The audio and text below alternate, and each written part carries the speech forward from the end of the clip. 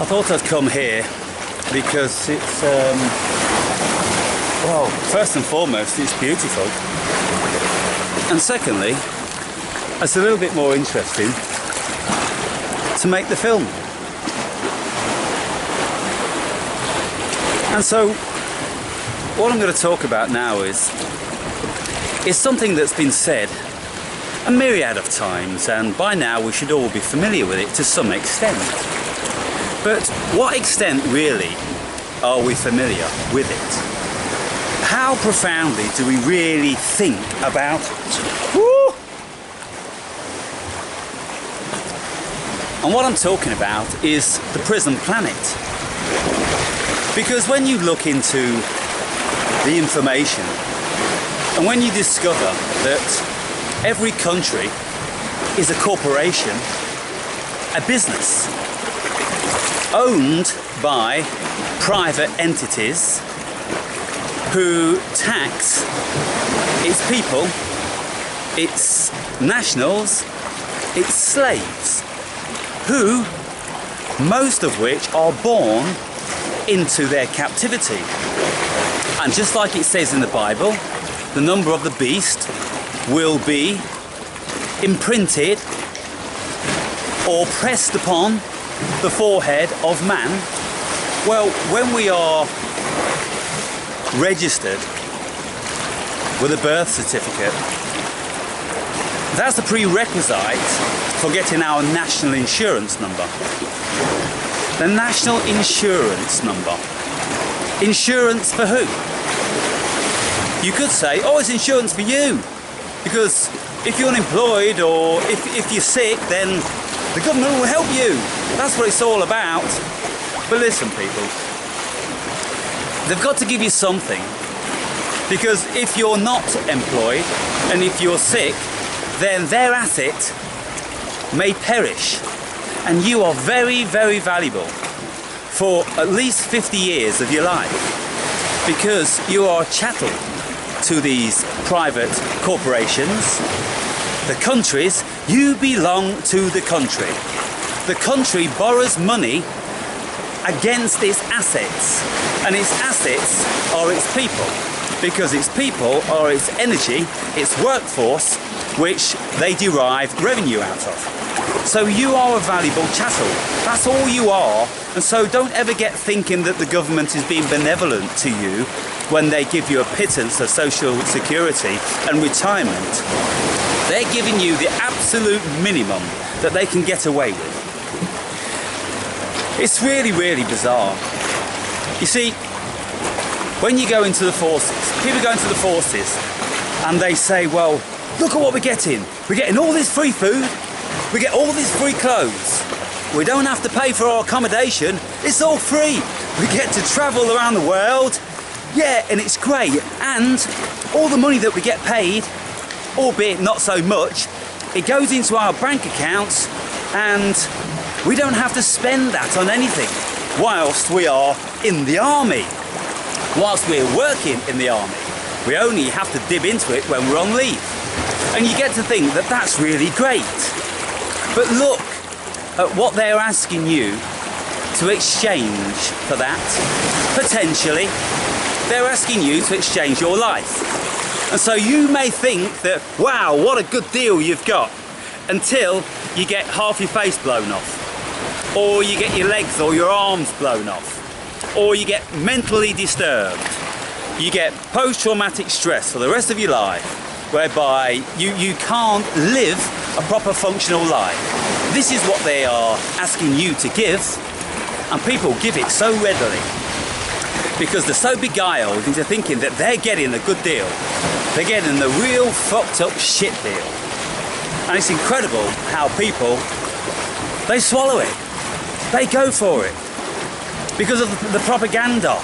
They show you speedboats, you know, zooming across the water and mounting the beach, and tough guys with all the regalia jumping out to save the world.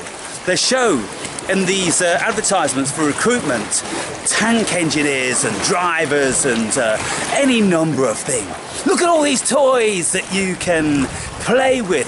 Look at all these things we've got to beguile you, to get you to exchange your life and all your vital energy force for our means. You see, because we're going to want you to go and invade other countries because we want their resources. And it was said by one very, very prominent politician that regarding the soldiers, they're just like dogs of war. We'll just send the dogs of war in. And it really is incredible how they think about humanity and how they treat and farm humanity and how humanity stands for it, because we've been born into it, the invisible prison. And unless we really start to look at history and to know about current affairs, then most people just have no idea, and they just think like it's a good deal. You know, how else should it be? We need to work, we've got to work to get our own food. You know, it hasn't always been the case. I mean, obviously, you know, you have to put labour into your own survival of some shape or form. And if you live in a small community, then you're going to be expected, obviously, to pull your weight. And so it is one of the prerequisites of being a human being that you do have to labour to feed yourself, clothe yourself, and give yourself shelter. And so I've been looking into it more and more, and it's absolutely incredible with all the symbolism that you've got all over the world, in the main cities and countries, all the Masonic symbolism, all the Illuminati symbolism.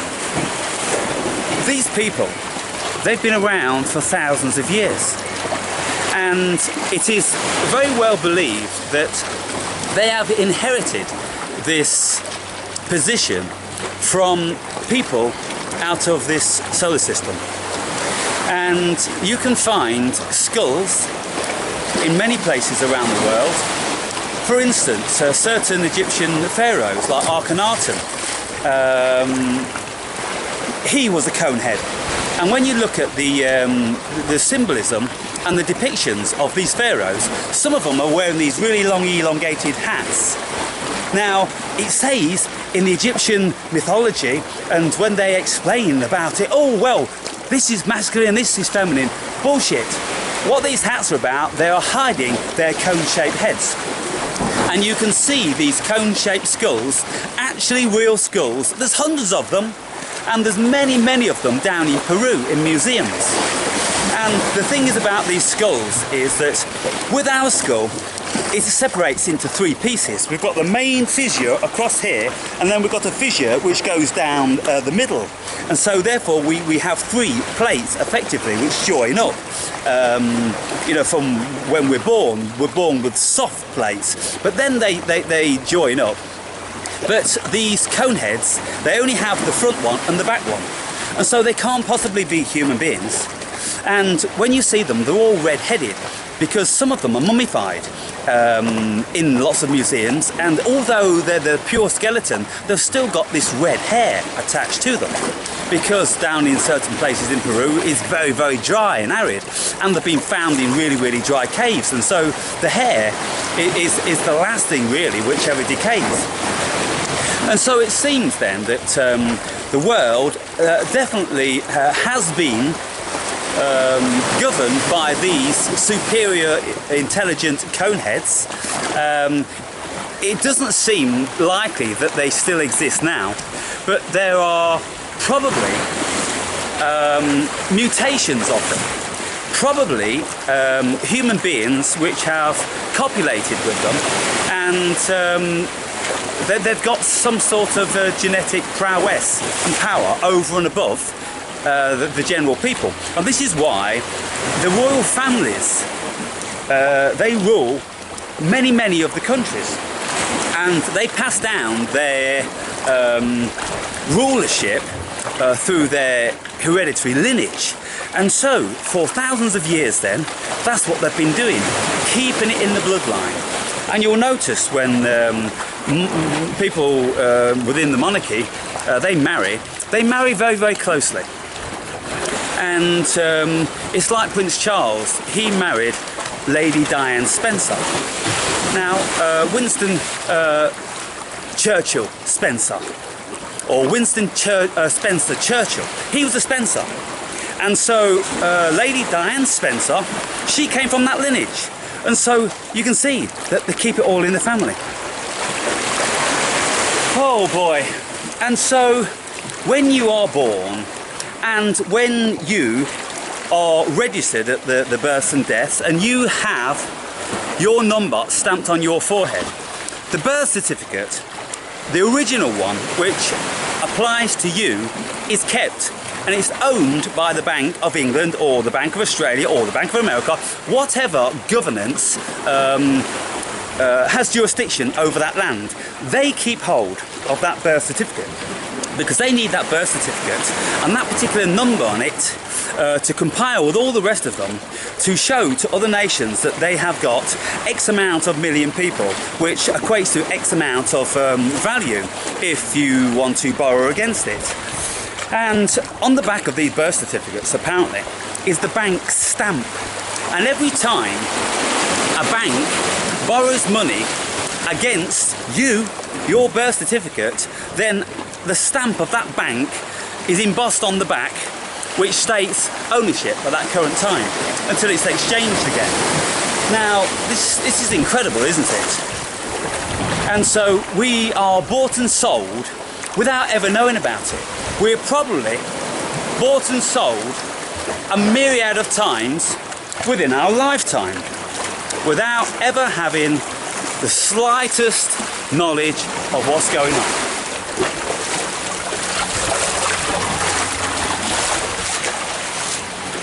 So when you look at it like that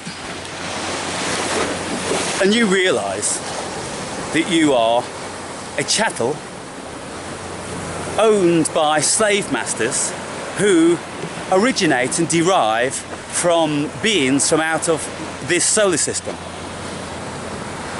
When you look into these beings, there's many skeletons being found all over the world. And the skeletons, predominantly skulls, that do actually exist and they're passed around through paleontologists and this, that and the other, and they've had DNA tests and they've been discovered that they are not entirely human. There's about 3 or 7% of DNA which isn't human, and nobody wants to talk about that. And so there is a lineage of ancestry relating to aliens. And it's an actual fact when you see the depiction and skulls of pharaohs. Many of those have got very long heads, and people say, oh, it's because they bound them. Well, some people did bind them, you see, because they were copying the alien overlords. You see, in Peru, the original ones, and lots of other places around the world, but predominantly in Peru, they're found. And human skulls are also found with a similar sort of cone-shaped head. And then people say, you see, look, they're all human. Well, no, they're not all human. It's the copycat humans. Because when the alien overlords ultimately left or died out, then the people that remained, they wanted to give the impression that they were the same variety. And so they started to bind the heads of their children, so they grew elongated. And then they would look like the overlords, whoever they were, no idea. But the more you look into it, the more incredible it comes when you just look at yourself and you say that you're in a prison. The whole world is a prison.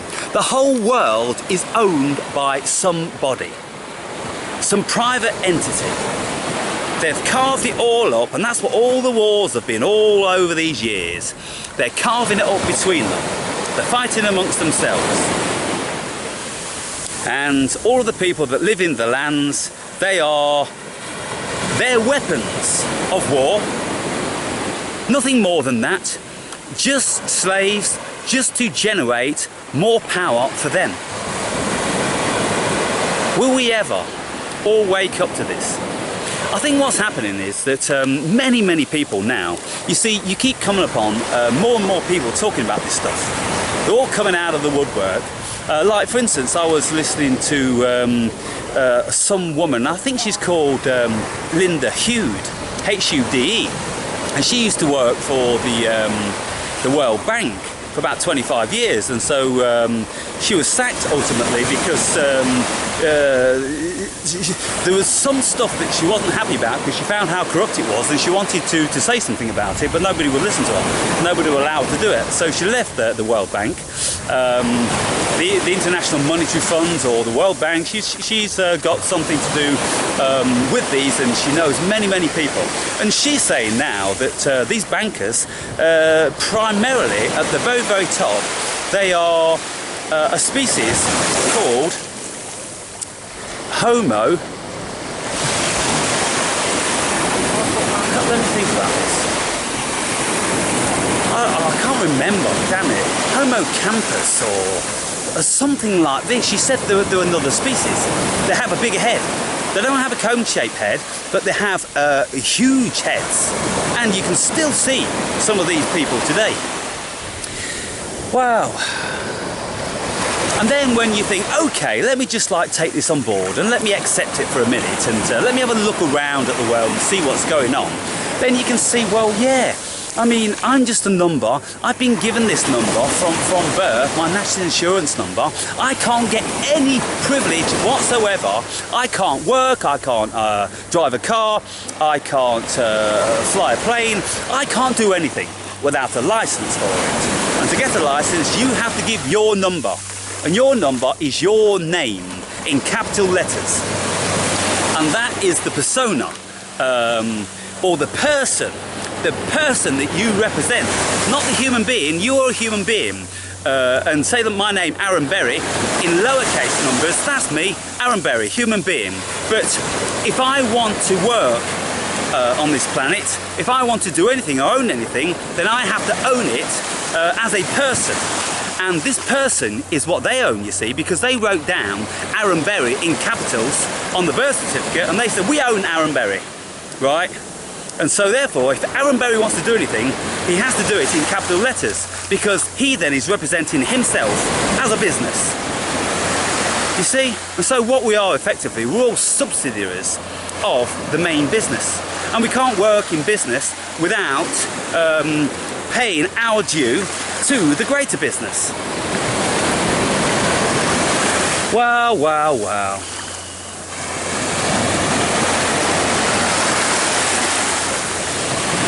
I have to come down here every day to get my fix. It gives me a fix. It gives me a release. The meditation, just being here, emancipates me from the invisible prison to come down to feel what it's like really to be free. Really standing here free. I feel free because I don't have to have a job. I still have to have these fucking numbers, and I've just had to apply for my Portuguese number because I can't even get on the internet without having it. I can't hire anything, or I can't do anything without having this number. You can't get involved. And so that's the lever they have over you. You can, if you really want to, say, fuck you, I'm not being involved in your prison. And you can work for cash, and you can do all these things, and but more and more, you see, increasingly now, nobody is, you see, what they're doing is they're crushing all these opportunities. You know, even 10 years ago you could work for cash. Now, you know, it's going to be a cashless society very soon, because what they want to do is they want to stamp out any opportunity of anybody emancipating themselves from this invisible prison. So they're closing in on you from every possible angle. And some of you think like, oh, you're going to go off grid. It doesn't matter where you go on this world. There's somebody that's going to tell you that they have jurisdiction over you there, because that land belongs to a certain nation. And so they'll fuck you up. And you know this yourselves, any of you that have even thought about going off grid, how difficult it becomes. And it's getting increasingly more and more difficult. And so, what can I say by summary of this? when you look at it, they are closing in really, really quickly these days, with all the electronic gadgetry and the banking system and all the electronics and Google and YouTube and everything really, really closing in on us. And I feel that it's really, really imminent that the electronic RIFD chips, they will be starting to be put into babies, I would think definitely within the next 20 years. They don't have that sort of time to fuck around. In actual fact, probably even sooner than that. And you see, what happens is with these chips, it's not like the birth certificate, because the birth certificate, it was signed by your parents, and with the chip, if you volunteer for it, for instance, you've absolutely given yourself over to the overlords. By accepting this chip, you accept all their rules and regulations. Now, as babies, that's the difficulty, you see. Now, what they're doing is they are trying to encourage people to have this chip because they're saying, well, look, if you chip your children, then, you know, they can never be abducted, they can never go missing, they can never run away, they can never do this, because we can always find them. So it's an insurance for you. It's the safety policy for you. Oh, thank you very much. You see, they're doing it with pets. And even people now are getting chips for the train, so they can just, you know, walk through all these barriers and they get this chip within the skin just between the forefinger and the thumb. And so they're already doing it now. And so by the time that there's so many people that have got this, took this option, because they've been beguiled into thinking that everything's so easy, you don't need no banker's cards anymore, you don't need no money, all you got to do is have this chip, and so many people are just going to go for it, aren't they? And so therefore then, when the adults go for it, then they're going to have no problem whatsoever having their babies chipped from the moment they're born. And as soon as that happens, there is absolutely no way out. They know where you are, any place on this planet. They'll be knowing every single thing that you do, because it's all going to be related to your chip.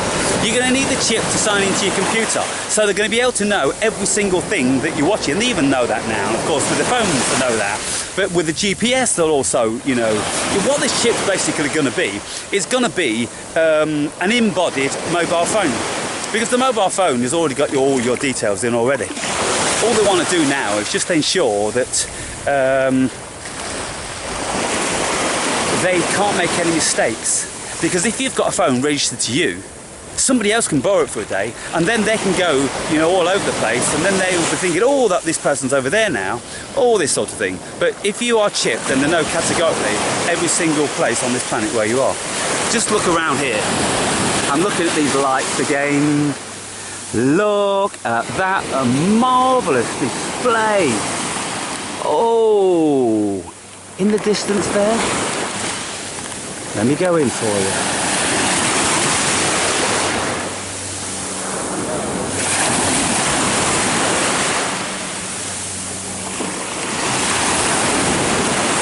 Isn't that incredible?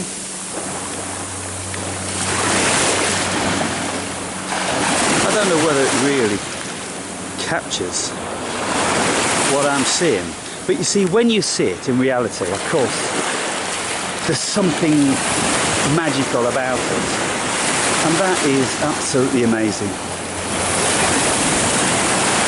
And this is the thing about observation, you see. If you are in a certain region and you just look, observe. Don't assume that you know exactly what's around you, because you don't know what's around you. You've got no idea what's around you. People will say, of course I do. It's the sea and it's the rocks. Is that the extent of the knowledge? If you look at the sea for say like 1 hour solid, you'll see a whole myriad of things. You'll be able to talk about that sea then, probably for an hour. And it's like most things. If I just stare down into this water here, all of a sudden I become a poet, because certain words just start coming into my mind, and I elaborate with the description, and I'm sort of fused into it, and I feel it, and I want to express it. It wants to express itself via me. And depending on how worldly I am, then, you know, I might be able to do it justice. Oh. Anyway, guys, I think that's enough for this video.